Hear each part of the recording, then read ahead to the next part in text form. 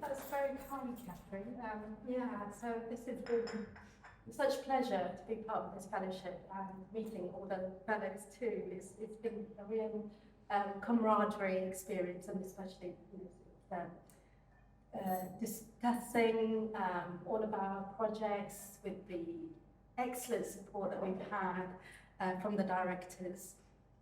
So I guess this project was a wild idea. I explore race and ethnicity in the ancient world, particularly in the Greek and Roman novels.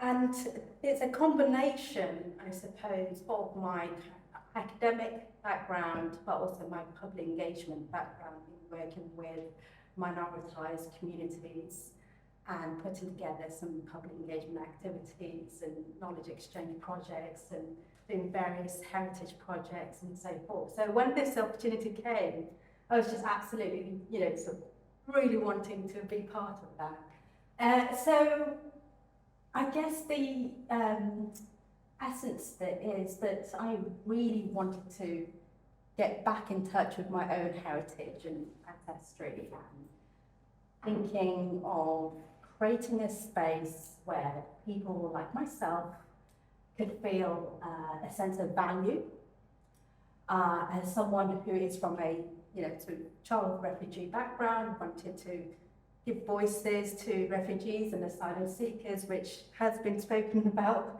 with a few fellows here, and to perhaps try and counter this really detoxifying narrative around refugees and asylum seekers. So this is just a reflection, just a kind of a window into how I've used the fellowship to explore some of the ideas that I had, but also bring together things that I've worked with other collaborators, other projects, including Histories at Risk Network, which explores endangered heritage, endangered histories. I ran a project with them with endangered histories in Eritrea, which was, in a sense, quite sort of, avoiding the politically charged sort of undertone of it.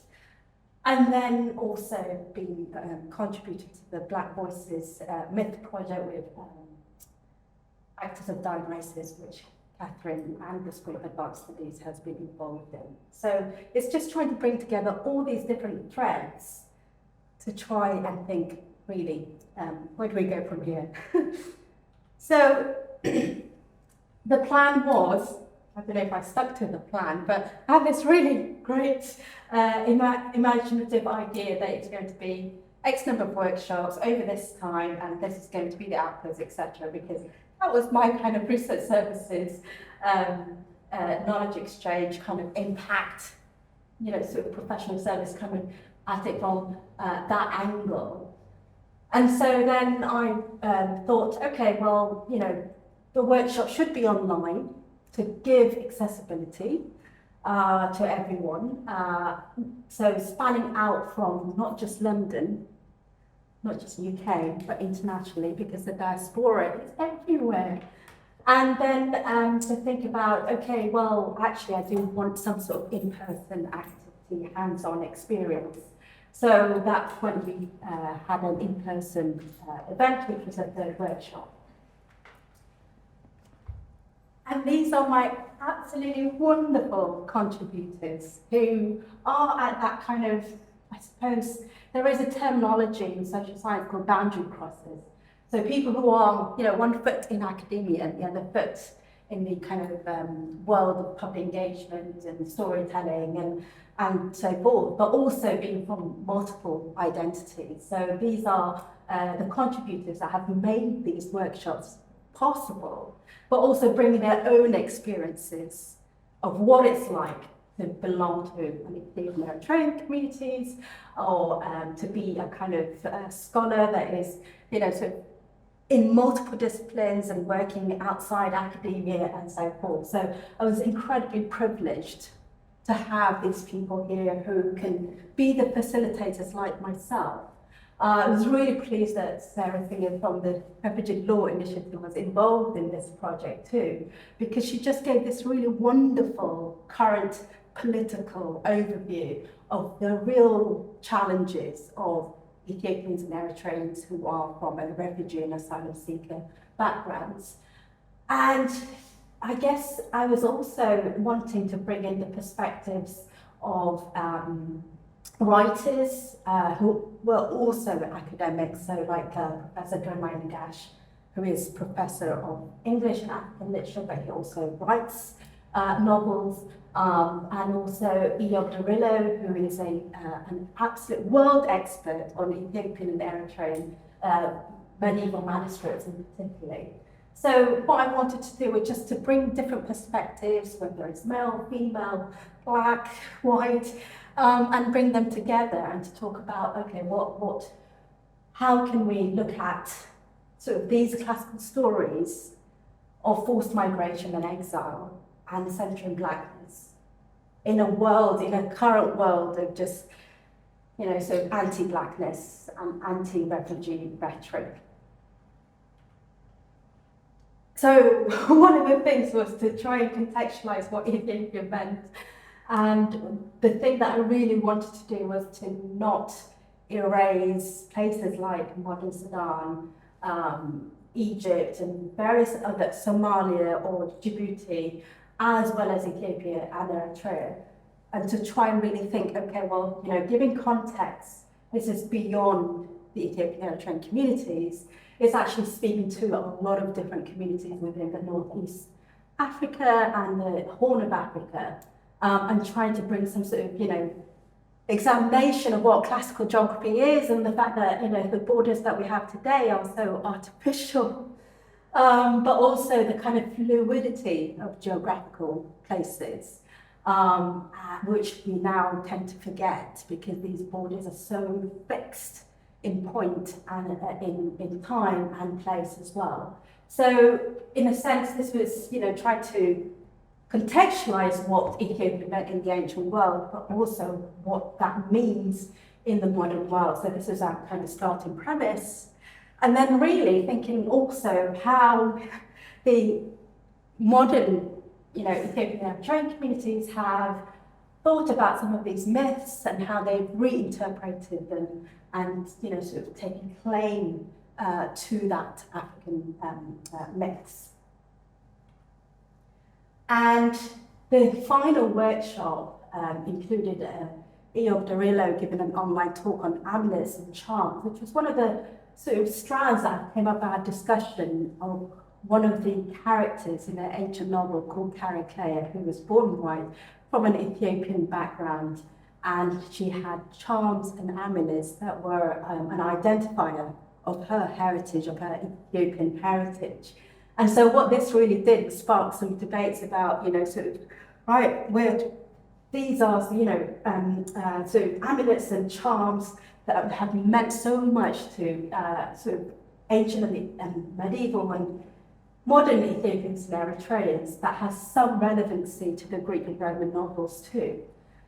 And then we looked at the kind of intersection of trade and culture with the Islamic influences and trying to contextualize this kind of fluidity of identity, this fluidity of ethnicity, and this kind of, actually, you're spanning across, you know, sort of different ethnic groups and the influences of external cultures like Islam, as well as, you know, sort of the geographical boundaries constantly shifting too. So it was really interesting to have Eyob Darillo, you know, sort of presenting and getting that kind of responses from the audiences, and then going to the British Museum, seeing some of the collections there. Now, of course, the all-important feedback. What did your audience participants think about these things? And I guess one way, you know, I thought of doing this was obviously the kind of feedback forms. I really wanted to capture something that was a bit more fluid than that. So I've had, you know, sort of interviews over Zoom, but also kind of in-person feedback from different people. But this is how significant even a very, you know, sort of time limited project with the 3 workshops over a very limited, as I said, you know, sort of months, can actually create some of these responses, you know, where you have people who felt like this was generating a space to talk about things that aren't just about the classical world, but what is going on in the current world. And that's been the real kind of nugget, is to try and, you know, see what was the effect, what was the impact on these participants who were engaging at different points during these different projects. So there is a sense of, you know, trying to kind of reclaim that heritage, reclaim, you know, sort of forgotten histories, forgotten identities, using the classical Black voices. This is a young history graduate who's incredibly articulate. I was never this articulate when I was an undergraduate. But she kind of encapsulates the feelings of when I was talking to young people who attended that event. You know, we had 16-year-olds, 17-year-olds, but also their families who really wanted them to know more beyond, you know, sort of Eritrean heritage and culture that is so wrapped up in endless war narratives. And this was an opportunity to really touch upon all the different sort of significant heritage that we shared with others from the Northeast Africa, to try and bring them to the fore so that they have a sense of community that isn't just about war. Generally. So I think she encapsulates, you know, how she was feeling, but also the fact of the importance of these type of workshops that gives a platform, the voices to the voiceless in some ways, but also this thirst and hunger for the younger generation to seek new horizons that isn't about conflict and so forth. And this is two feedbacks from the contributors, from Rudman and Awet, who is an Eritrean archaeologist, and as I said, Rudman is he's an Eritrean scholar in Ohio University, and you know, this is what it felt for them being involved in the project, and this was incredibly, I suppose it's kind of poignant but gratifying in some ways that we were using these characters. I mean, they're fictionalized characters, but they meant so much to these participants. So the output, sorry, this is getting a bit more technical. Well, you know, I put together some curated bibliography that participants would be interested in and expanding that, which is a kind of fluid document. We have the wonderful Josh Craven with us today, who is the artist behind the reimagining Caraclea and Memnon, the land Ramadan, who I'm incredibly grateful for.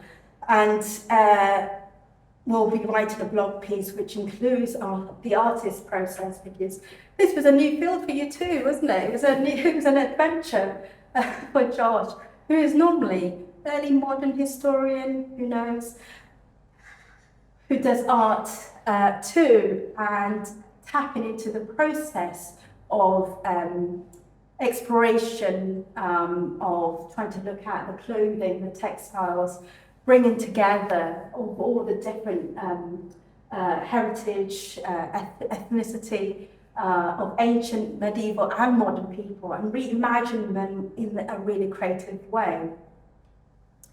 And thinking about, okay, well, you know, so once I get the time to write up this, where it might lead to, where the publication might lead to. So a couple of ideas I had is the history workshop online piece, which I've been in communication with. Also the classics in and out of academia, which seems like a really good fit for this kind of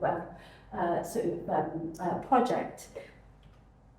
And again, just thinking about the sort of what it means to see figures from history that are so much like, you know, sort of representing the communities of today, and the kind of process that Josh went, I'm so sorry, to try and, I suppose, to give authenticity, right? Authenticity, but also to see how modern communities will feel about that representation.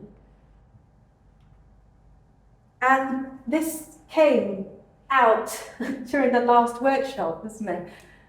Which I thought, this is so powerful, the power of myths to talk about modern issues. And sadly, this person passed away before the film was made.